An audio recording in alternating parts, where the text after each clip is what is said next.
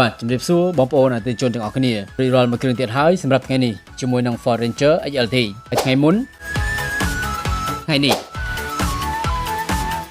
គឺបងប្រុសបានអញ្ជើញមកផ្លាស់ប្ដូររូបរាងពីបែបនេះមកជាបែបនេះ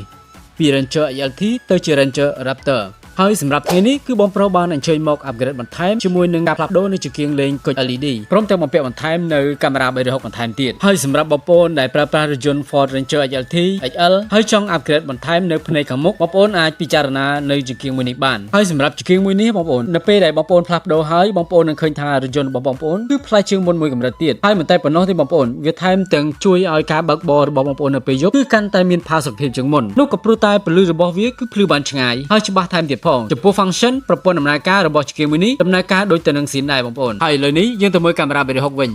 ចំពោះកាមេរ៉ា360គឺរតែអេមបន្ថែមទៀតប្រព័ន្ធដំណើរការរបស់វាគឺបងប្អូនអាចប្រើប្រាស់ជាមួយនឹងអេក្រង់ស៊ីនតែម្ដងហើយសូម្បីតែពេលបើកបរបងប្អូនក៏អាចធ្វើការប៉ះបញ្ជាមើលបានផងដែរទាំងមន្ទិលរ៉ាដាអមជាមួយនឹងគុណភាពរូបភាពច្បាស់ទៀតនោះគឺអាចនិយាយបានថាវាញាក់ហើយបងប្អូនហើយមួយទៀតបងប្អូនកាមេរ៉ាហ្នឹងគឺមិនត្រឹមតែមើលពីសកម្មភាពខាងក្រៅរបស់រថយន្តរបស់បងប្អូនបានតែប៉ុណ្្នឹងទេបងប្អូនសំខាន់គឺកាមេរ៉ាហ្នឹងគឺ record បានថែមទៀតផងហើយអ្វីដែលពិសេសនោះគឺបងប្អូនអាចមើលពីខាងលើរថយន្តបានថែមទៀតផងមើលពីផ្នែកខាងមុខផ្នែកខាងក្រោយ